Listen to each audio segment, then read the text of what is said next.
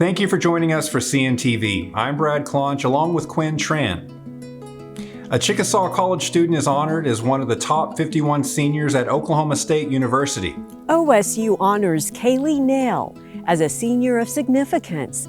Kayli tells us what that means and how college is preparing her for her future. It's really special, as a freshman, you come in and you see upperclassmen who've been really successful throughout all of their college careers. And a lot of them, receive this great award of senior of significance. And so it's definitely something that I really wanted to try and achieve as I got through my college career. And it's just been a real honor to be named a senior of significance here. What made you stand out as a senior?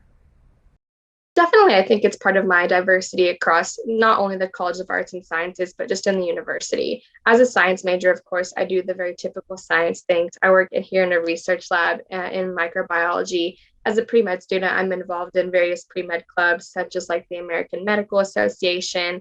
But also, I took a foreign language course in German, and I got really involved with that program. I was the German club vice president and president.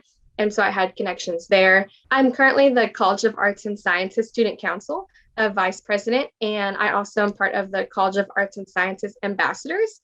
And then also just as a Native American student, I've really tried to diversify myself by getting to know about other people's tribes and know their cultures as well. And a big part of that has been through the Center for Sovereign Nations here at Oklahoma State University. And that's where I am currently employed. And we are kind of a resource and network center. And I really got to know a lot of Native and non-Native students here at OSU through that. And so I really think all of these experiences have diversified myself and make me stand out as a student as well. You're connecting with us from, it looks like a lab there. You're a biology major there at OSU with a perfect 4.0 grade point average. What do you want to do with your degree?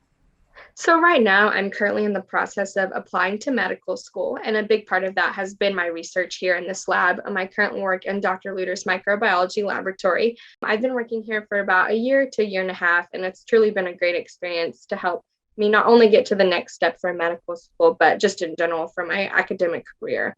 My goal currently is to attend medical school in the state of Oklahoma, hopefully, whether that be with Oklahoma State University or the University of Oklahoma.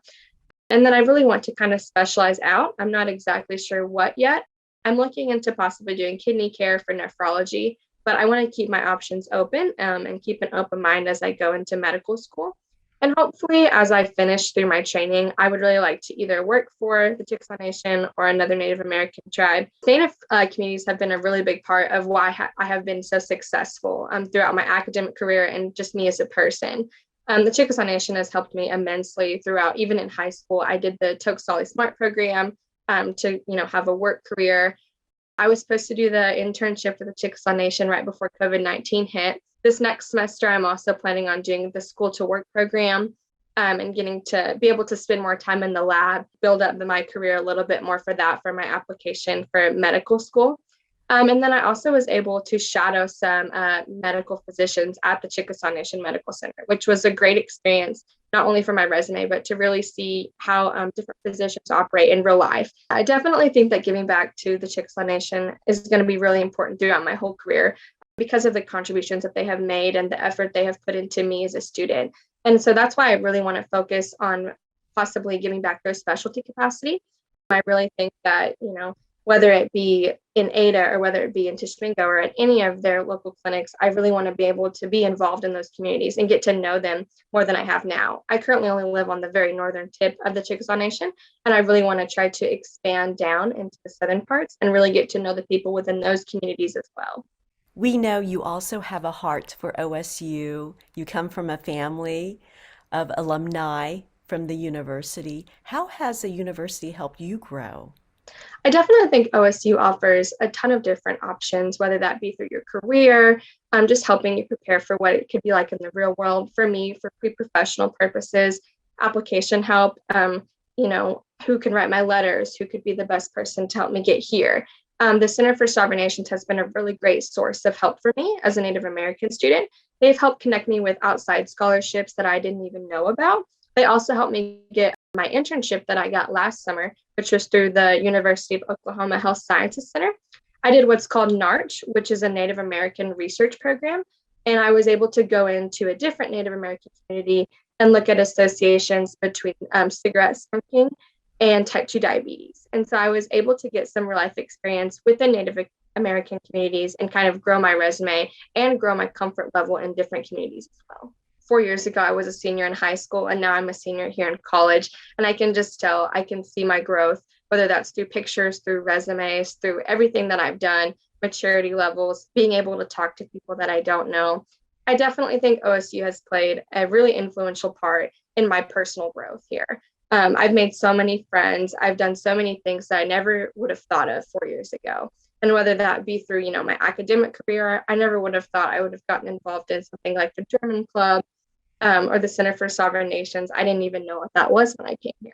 And so I definitely look back and see all of these opportunities, have kind of lined up for me to have a really great academic career and increase my personal growth immensely. Kayli graduates from OSU this spring. As a senior of significance, she represents the top 1% of students graduating from OSU's class of 2022. Congratulations to her, a great role model for young people. March is Women's History Month. The Chickasaw Nation has many accomplished women. We celebrate them and their contributions. People like Karen Goodnight, a dynamic Chickasaw woman. That honor made me feel so proud that someone even considered me for that award. Considering there are so many amazing Chickasaw women out there. Today, I still look back and think what a privilege that is. What is the definition of a dynamic Chickasaw woman? In my opinion, all Chickasaw women are dynamic. So all of us have that quality. But if you think about it historically, because we come from a matrilineal society, that kind of runs in our bloodline. And we just have that ability to pull up the strength that we need, to pull up that courage, that leadership, the qualities of a dynamic woman. And I truly believe all women have that quality. We just have to reach in and pull it up when we need it, pull up that energy. I see behind you a photograph. Is that a picture of your mother? Was she your inspiration? Yes. Personally, my inspiration was my mom and the late Dean McManus. My mom was truly inspiring to not just me, but to a lot of women. She was a real person. She just was her authentic self. She spent most of her life serving people, and she loved to serve people. And so I was able to witness that quality. My mom shared a lot about our history and our culture and our traditions, even though she wasn't raised traditionally. She started work for the Chickasaw Nation back in the 70s when I was a young girl. And if she didn't show me the things with her words, she showed me with her actions. And she made sure that I understood the reason, she worked so hard and was so dedicated. You've had such a distinguished career helping others grow as an executive coach, a trainer. You were an educator and now a legislator. What do you want to inspire in others?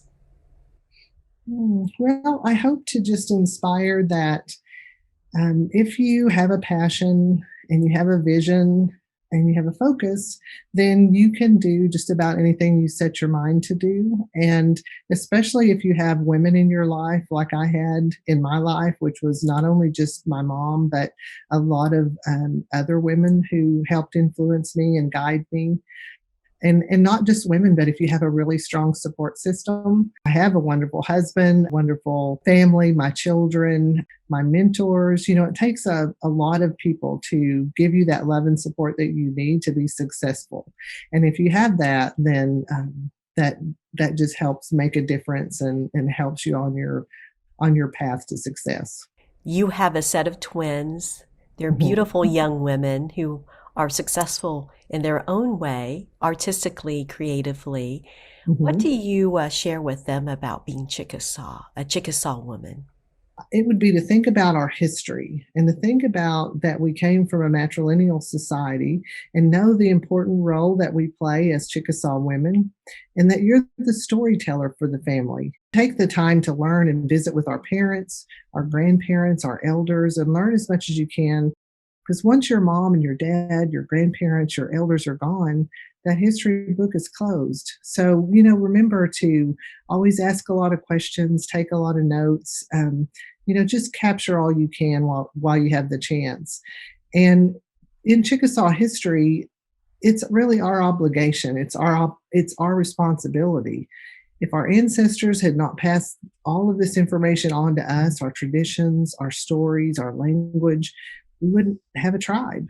So we need to take this responsibility to heart and learn from it. And while we can, and pass it on to our children and to others. And then this will help our nation to continue to keep that ability to survive and thrive and to grow.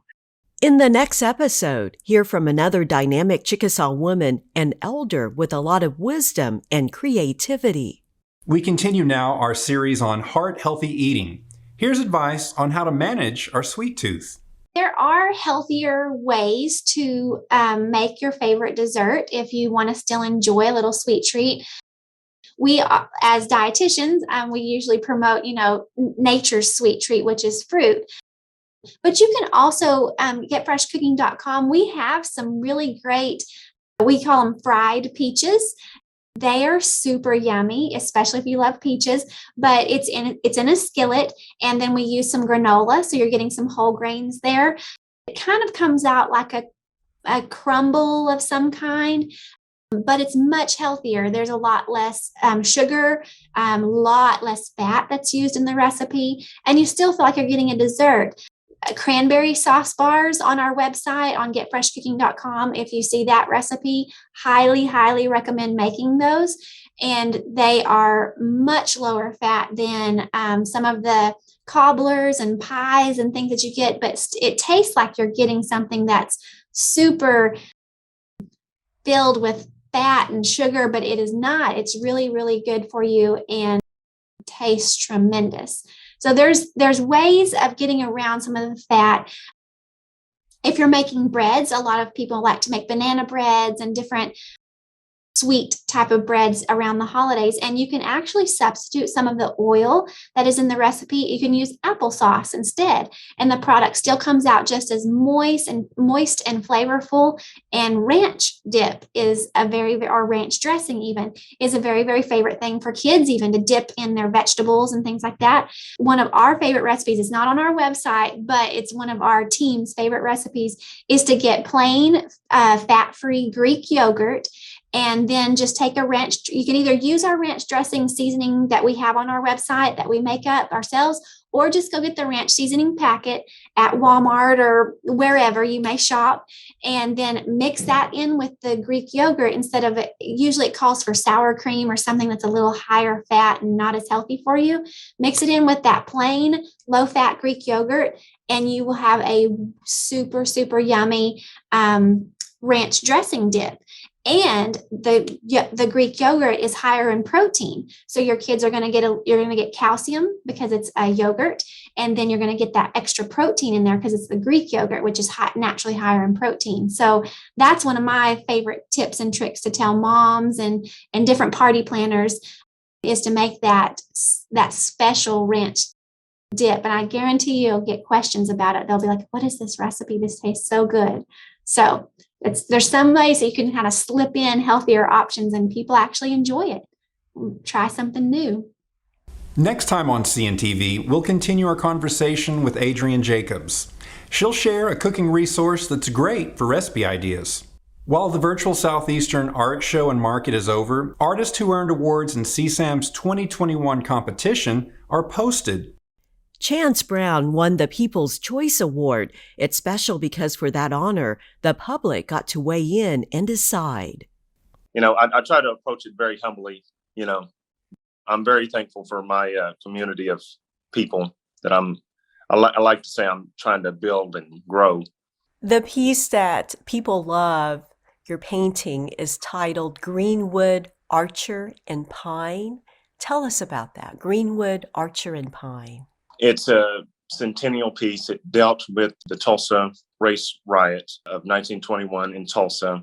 On the surface, it looks like a very jovial image, and then you've got tragedies going on in the background. You've got men with rifles and you've got smoke and fire. I kind of like that juxtaposition. There's a lot going on with me. There's a lot going on with the piece itself. I like to do representational things like landscapes, and then sometimes I like to go off and do something opposite of that. So it dealt with a funk band that ironically that was kind of like something for me to look up to growing up, because they were Oklahoma based. Their name was Greenwood, Archer, and Pine. Their entire premise was bringing attention to the Greenwood, Archer, and Pine. Those were three streets that were some of the main streets in the Black Wall Street. I just really wanted to drive that fact home of signifying the importance of knowing what has happened, what can happen. 100 years ago sounds like a long time ago, but there's some people that's like at the low end, that could be 2 generations ago. If you have a very old relative, and then they had a parent, that could be, it's not as far removed as what we think it is, even though that is a very long time ago. How did art come to be in your life? It was just in my earliest days, just going to those houses and drawing with a neighbor, and then having a wonderful teacher in junior high and high school. I grew up in Ardmore, Oklahoma, and I went to Dixon High School. I've got to brag about my high school that I came from, but they became the first, and at the time, I guess, only rural high school with an actual art gallery. You have a diverse portfolio. When you create art, what does it do for you? I enjoy running, and I can wake up and say, gosh, I don't want to get up and get active. But every time I do, after the fact, I feel wonderful about it. And that's kind of how I feel about painting and drawing. Sometimes I'll be like, gosh, I really need to do something. I've got to get that outlet. I've got to get that, And after every time I do it, I'm hardly ever like, gosh, why did I do that? It's in some degree, I'm always going to feel better for doing so, So that's kind of my approach with the visual arts.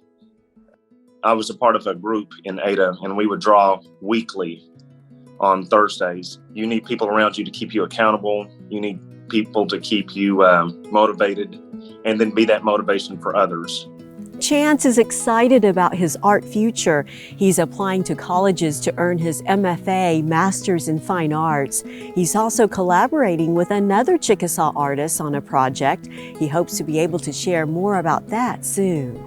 We look forward to learning more about his work, and we hope that you'll join us next time for another episode of CNTV. See you next time.